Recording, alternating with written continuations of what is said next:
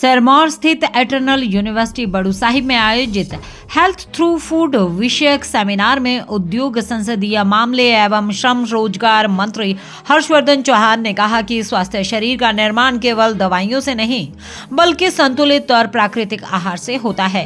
उन्होंने कहा कि प्रकृति द्वारा प्रदत्त भोजन ही सबसे सुरक्षित और पोषक है, जबकि फास्ट फूड और कृत्रिम आहार अनेक बीमारियों का कारण बन रहा है।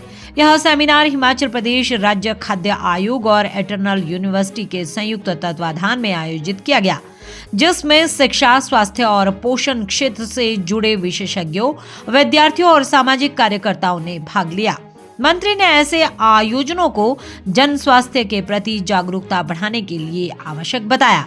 उन्होंने युवाओं को अनुशासन, मेहनत और सकारात्मक सोच अपनाने का संदेश देते हुए स्वाध्याय पर बल दिया। साथ ही प्रदेश सरकार द्वारा शिक्षा, स्वास्थ्य और सड़क जैसी मूलभूत सुविधाओं को सुदृढ़ बनाने के प्रयासों की जानकारी दी।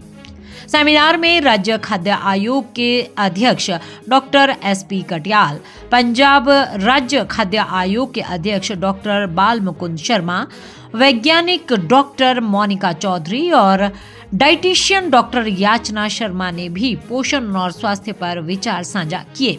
अंत में विश्वविद्यालय की वाइस चांसलर नीलम कौर ने अतिथियों को सम्मानित किया। हम ऑटोमेटिकली भूल जाते हैं। आपके इस यूनिवर्सिटी में भी जो है ना, वो ऐसा माहौल है और ऐसी वाइब्स हैं जो यहाँ पे आकर के आदमी को बहुत अच्छा फील करता है। मुझे आने का यहाँ सौभाग्य प्राप्त हुआ और बहुत सारी चीज़ें, नॉलेज, मुझे ज्ञान हुआ है। अभी जैसे हमारे जो दोनों एक्सपर्ट्स ने बहुत सारी बातें बताई है। हमारी जो भागदौड़ की लाइफ है, हमारी जो जीवन है आज की, जो है, क्योंकि life is now very fast. अब कहते हैं ना कि अब आपको अगर लाइफ में कामयाब होना है तो आपको जिस रफ्तार से ये दुनिया चल रही है उस रफ्तार से चलना पड़ेगा। अगर आप नहीं चलोगे तो क्या होगा, आप पीछे रह जाओगे। तो आज हर व्यक्ति को जल्दी है, फास्ट है लाइफ, चाहे स्टूडेंट्स हैं, चाहे पॉलिटिशियन हैं, चाहे एडमिनिस्ट्रेटर्स हैं, चाहे कोई भी है। और सबसे बड़ी बात है कि आप हम जो कर रहे हैं, हम क्या कर रहे हैं, हमको ऊंचाई चाहिए, कामयाबी चाहिए। और इस चक्कर में क्या होता है कि हम अपनी हेल्थ जो है, हेल्थ को लूज कर देते हैं। और हेल्थ इज़ वेल्थ। अगर आपके पास हेल्थ है तो सब कुछ है, हेल्थ नहीं है तो कुछ भी नहीं है। मुझे खुद याद है, मेरे फादर बीमार हुए, he was a very senior politician, और वो कहते थे कि अगर हेल्थ है तो सब कुछ है, हेल्थ नहीं है तो कुछ भी नहीं है। जब बीमारी लगती है आदमी को ना, तो वो तब वो रियलाइज़ करता है। अल्टीमेटली अब जब जैसे हम लोग ठीक है, चलते फिरते हैं, तो हम इन चीज़ों को रियलाइज़ ही नहीं करते। जो हमारे पास है वो हम उसको उसकी कीमत नहीं समझते। जब हम उसको खो देंगे, जैसे गुड हेल्थ है, हमें रियलाइज़ नहीं करते। हम जब उसको खो देंगे तब हमको उसकी चीज़ की कीमत जो है रियलाइज़ होती है। और अभी बहुत सारी आपने बातें बताई, हमारे जो एक्सपर्ट्स हैं दोनों ने, मुझे तो मैंने तो खुद आज मतलब बहुत सारी चीज़ें सीखी है आपकी इस जो बताया है आपने। और बहुत सारी चीज़ें ऐसी कि जो हमारे जहन में है, हमने सुनी है, मगर हम उसको सीरियसली नहीं लेते। कहते हैं ना, जैसे पहले हमारे कहते दादी के नुस्खे, या हमारे जो माँ बाप होते थे वो छोटी छोटी बातें बताते थे। जैसे हम बीमार होते थे तो हमारे को एंटीबायोटिक थोड़ी देते थे। अब जो जनरेशंस है, अब जो जिसको मतलब जेनजी बोलते हैं, ये इनको तो पता ही नहीं, मतलब 70s का, 80s का, 90s का या 2000 से पहले का क्या होता था। मैं तो हर जगह बच्चे होते हैं, जैसे आप बहुत सारे स्टूडेंट्स होते हैं यहाँ पे बैठे हुए, बहुत सारे बच्चे। हम भी जब बच्चे थे तो हम अपने माँ बाप को पता क्या बोलते थे, पापा आपको क्या पता, ज़माना बदल गया है। मैं खुद क्या आपको मैं ये बोलता था कि जैसे 90s में जब मैंने पॉलिटिक्स एंटर किया, मेरे को शौक था, तो पॉलिटिकल डिस्कशंस या बहुत सारे डिस्कशंस हम करते थे अपने पेरेंट्स के साथ। तो हम कब बोलते थे, यार क्या पापा आपको क्या पता, ज़माना बदल गया, अब तो पुराने ज़माने की बात कर रहे हो। तो मेरे फादर बोलते थे मुझे कि when you will enter your life, when you will start your journey of life, then you will realize what I am telling you। और एक्चुअली मैंने देखा कि जब हमने अपने प्रोफेशन में गए, हम दुनिया में निकले, घर से बाहर निकले, जो पेरेंट्स बातें हमें बोलते थे वो एक्चुअल 100% करेक्ट होती थी। हम जो बोलते हैं कहते हैं ना, बुजुर्गों के लिए कहावत है ना कि जो बाल सफ़ेद हुए ये धूप में थोड़ी हुए हैं, ये जीवन के तजर्बे में जो है ये बाल सफ़ेद हुए हैं। इसलिए मैं हमेशा बोलता हूँ, मैं तो खुद ना, मतलब मैं स्कूल्स में, यूनिवर्सिटीज़ में मैं जाना पसंद करता हूँ, क्योंकि मैं तो एक वो कहते हैं जो एक पॉलिटिशियन होता है ना, नॉर्मल पॉलिटिशियन आजकल देखते हो, मेरी एक थोड़ी क्लास अलग है।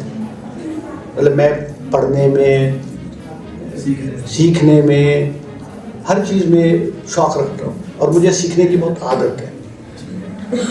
और सीखने की उम्र तो होती नहीं। आप 100% परफेक्ट जो है कोई भी कभी नहीं होता। आपको जितना ज्ञान मिल जाए, जितनी चीज़ें आपको सीखने को मिल जाए, वो सफिशिएंट होती है।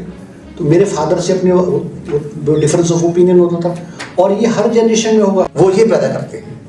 तो एक चीज मैं कहता हूँ कि बड़ू साहब जैसी इंस्टीट्यूशन जो डेडिकेटेड है, उस इंस्टीट्यूशन में आना ही हमारे लिए सौभाग्य है। और ऐसा इनिशिएटिव लिया इन्होंने कि फूड के बारे में जब ये प्लान किया गया, तो कटियाल साहब रिसेंट है, मेरे को 2.25 साल हो गए पंजाब में काम करते, तो ये क्रेडिट हर्षवर्धन जी, आपके जो प्रधानमंत्री थे मनमोहन सिंह जी, ये उनको जाता है।